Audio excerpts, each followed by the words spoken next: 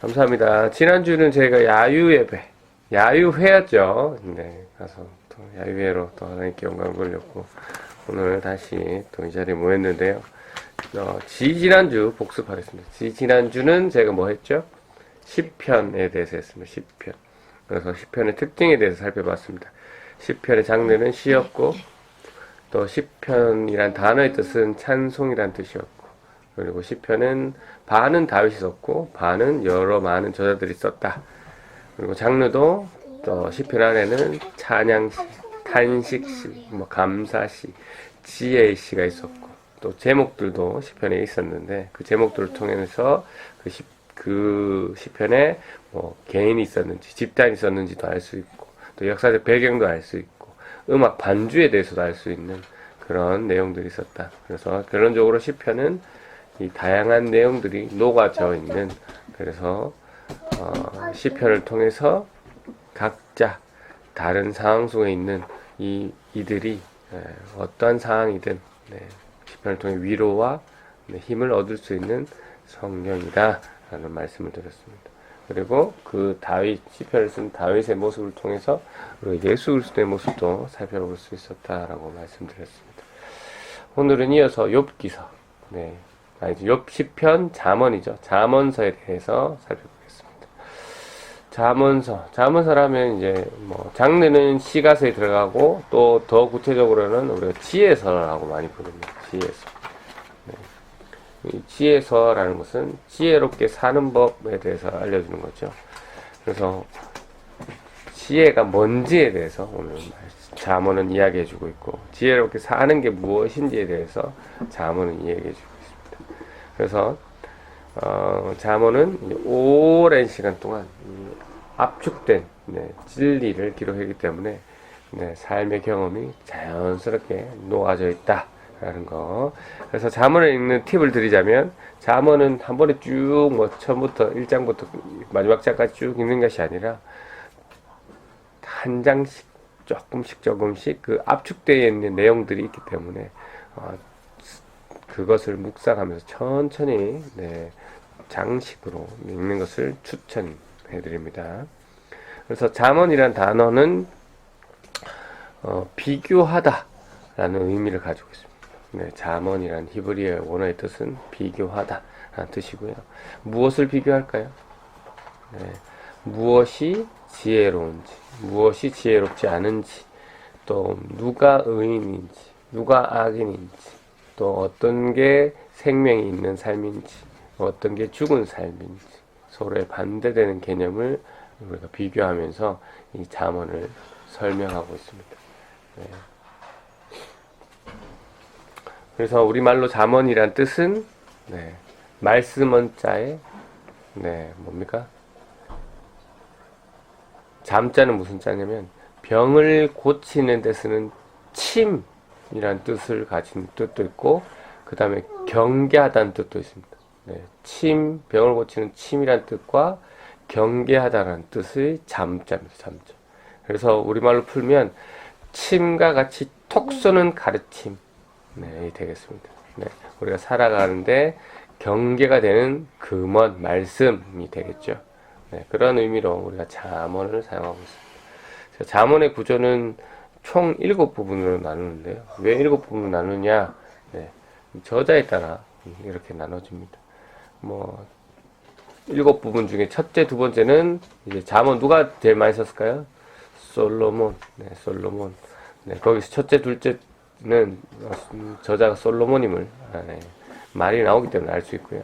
세 번째는 지혜 있는 자라고 얘기하고 있고, 또 네 번째 구분에서는 솔로몬이 쓴 거지만 이 편집은 히스기야 왕 시대 때 신하가 했다라는 것이 나옵니다. 그리고 다섯 번째는 이 제일 잠언의 마지막 장 30장 전, 31장 전인데요. 30장에 한 장만 해당하는 건데 아굴이라는 사람이 썼다고 되어 있고, 또 여섯 번째는 31장 1절에서 9절까지, 31장이 마지막 장인데 31장 1절에서 9절까지 해당하는 르무엘 왕이라는 저자가 있고, 또 마지막 끝부분에 대해서는 이름 없는 현숙한 여인이라고 밝히고 있습니다. 네.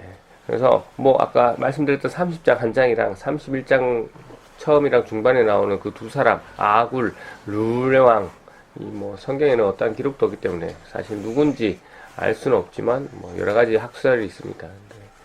뭐 솔로몬의 다른 이름이 아니냐 뭐 이런 얘기하는 사람도 있고 정확하게는 누군지 알 수 없습니다. 그리고 아까 전에 말씀드렸던 일곱 번째 그 마지막에 30일 이름 없는 이름 없는 현숙한 여인, 지혜의 여인. 네, 이게 의인법이라고 하거든요. 사실은 지혜라는 단어를 사람으로 표현했던. 네, 그렇기 때문에 네, 지혜는 지혜를 따라서 살기에 아름답고 완벽하게 사는 삶의 모범이다라는 것을 이야기하고 있습니다.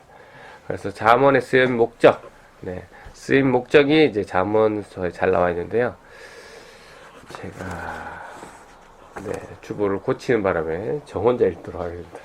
잠언서 1장부터 1장 2절에서부터 6절까지 말씀인데 제가 읽겠습니다. 잠언이 쓰여진 목적. 네.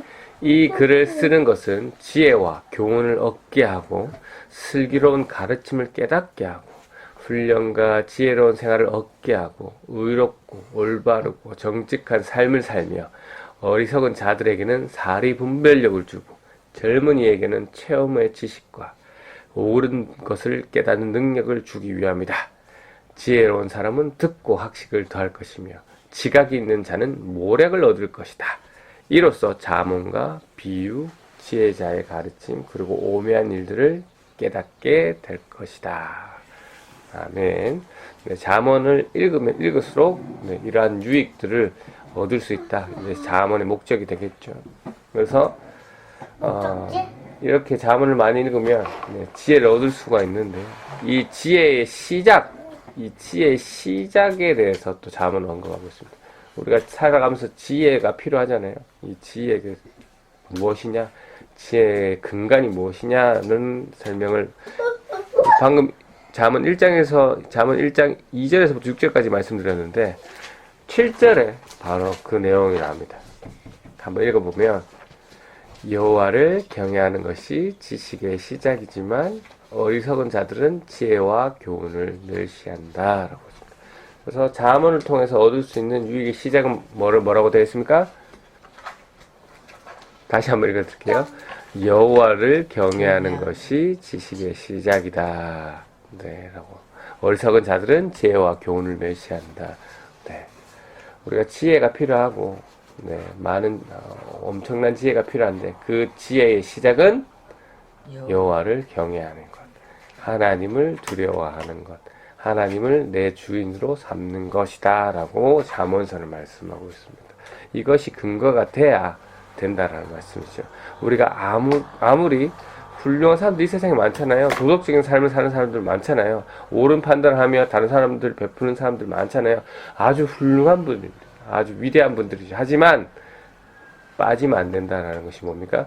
하나님을 아는 것, 하나님을 경외하는 것, 하나님을 주인으로 모시는 것이 빠지면 안 된다라는 것이죠. 뭐 기독교를 모르는 사람들도 지혜서라고 해서 이 잠언을 많이 읽습니다. 네, 그래서 뭐 이런 거구나 이렇게 하면서 그들은 뭡니까? 하나님에 대해서 알려고 있는 것이 아니라 지혜를 얻기 위해서 단순히 도덕적인 삶을 얻기 위해서 이런 것을 읽죠. 네. 그런데 무엇을 빠지면 안 된다고요? 네, 맞습니다. 하나님은 빠지면 안 됩니다. 네. 하나님을 경외하는 것이 지혜의 시작이기 때문에, 지혜의 근간이기 때문에 그렇습니다. 잠언을 읽으면 좋은 말 많이 나옵니다.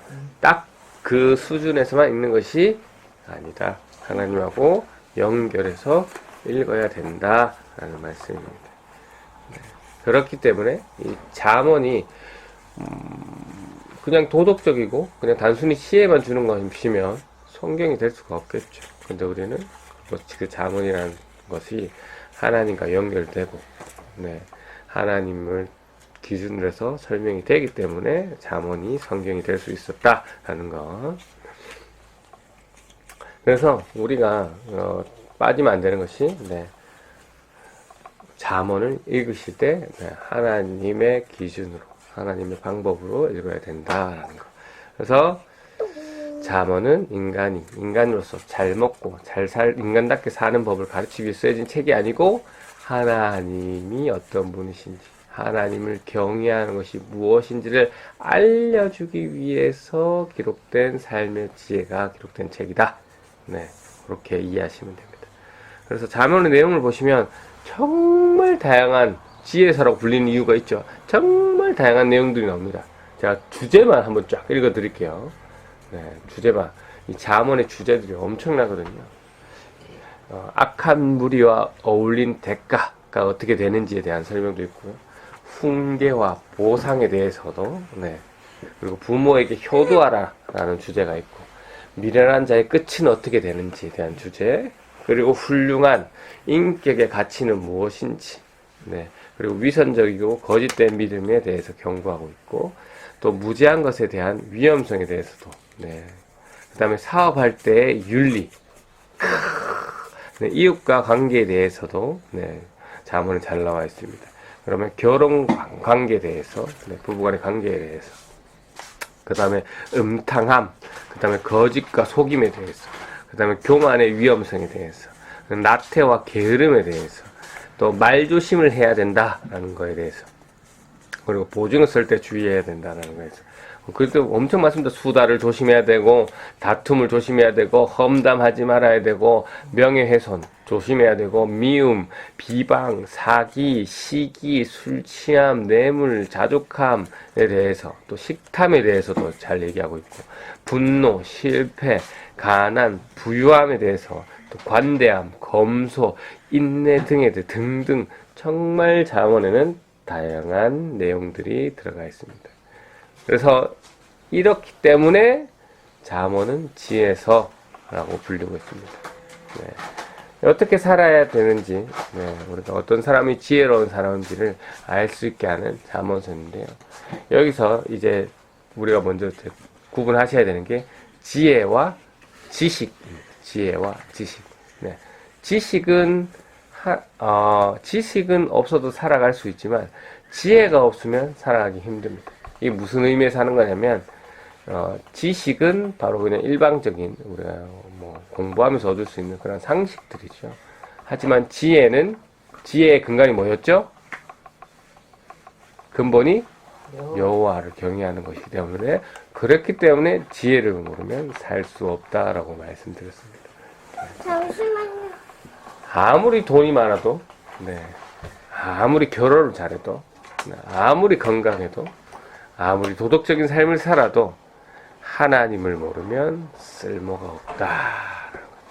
지혜가 없으면 쓸모가 없다. 반대로 아무리 돈이 없어도, 결혼을 잘못했어도, 네, 내가 건강하지 않더라도, 혹 더 큰 어려움과 시련이 있더라도 하나님만 경외한다면 그 사람은 지혜로운 삶을 사는 참, 네, 멋진 분이다라는 것. 네, 그렇게 된다라는 것이죠. 그래서 우리가 잠언, 그리고 이 잠언서를 읽을 때 저희 또 주의할 점이 있는데요. 잠언의 장르는 뭡니까? 시가서, 네, 그리고 지혜서입니다. 네, 즉 시죠, 시. 율법서가 아닙니다. 네, 그렇기 때문에 이 율법서들은 하나님이 뭡니까? 하나님이 지켜라 라고 명령하시고, 또 지혜서의 장르는 요렇게 해야 되는 게 지혜다라는 걸 알려주는 거기 때문에, 뭐 절대적으로 지키고 뭐 토시 하나 틀리고 뭐 그런 게 아니라는 겁니다. 그래서 이걸 너무 지나치게 해석할 필요가 없다라는 거예요. 너무 잘못 해석하시는 분이 있는데, 가장 쉽게 예를 한 가지 들면, 잠언 10장 4절에 보시면, 같이 한번 찾아볼까요? 잠언 10장 4절. 네. 잘못된 해석의 예를 지금 보고 있습니다. 잠언 10장 4절. 한번 같이, 네, 읽어볼까요? 잠시만요. 잠언 10장 4절. 됐나요? 함께 읽겠습니다. 시작. 손을 게으르게 놀리는 자는 가난하게 되고 손이 부지런한 자는 부하게 되느니라. 네, 쉬운 성경으로 읽으면 게으른 손은 가난하게 만들고 부지런한 손은 부유하게 만든다. 무슨 뜻입니까? 열심히 하면은 부지런히 구하게 되고 게으르면은 그 말이에요. 네, 계획되면 뭡니까? 가난하게 되고 일반적인 삶의 원리죠. 삶의 지혜죠. 맞죠? 네. 그런데 이거를 고지고대로 해석해서 네, 뭡니까? 가난한 사람 보고 네가 게으르니까 가난하겠지. 부자인 사람은 저 사람은 얼마나 노력을 많이 했을까? 얼마나 최선을 다했기에 저렇게 부자가 됐을까? 란다라는 거죠. 모든 상황에 물론 그건 일반적인 원리라서 노력을 많이 할수록 더 부유할 때 하게 될 가능성이 아주 높죠. 그리고 게으르게 놀면 놀수록 가난하게 될 확률이 아주 높습니다. 하지만 모든 상황이 그렇지는 않다는 거죠. 특수적으로 아무리 열심히 노력해도 가난한 사람이 있을 수 있죠. 네. 그리고 노력을 안 해도 부유한 사람이 있을 수 있다라는 거예요. 근데 그런 사람 앞에 두고 이 구절을 얘기하면서 네가 가난하다. 네가 성실하지 못 가난한 것은 성실하지 못한 것은 그런 거야라고 하면 안 된다라는 거예요. 그렇게 해석하면 안 됩니다. 이건 율법서가 아니고 시가서, 지혜서이기 때문입니다. 누가 생각나십니까? 바로 지지난주에 지난주군요. 욥의 친구들입니다.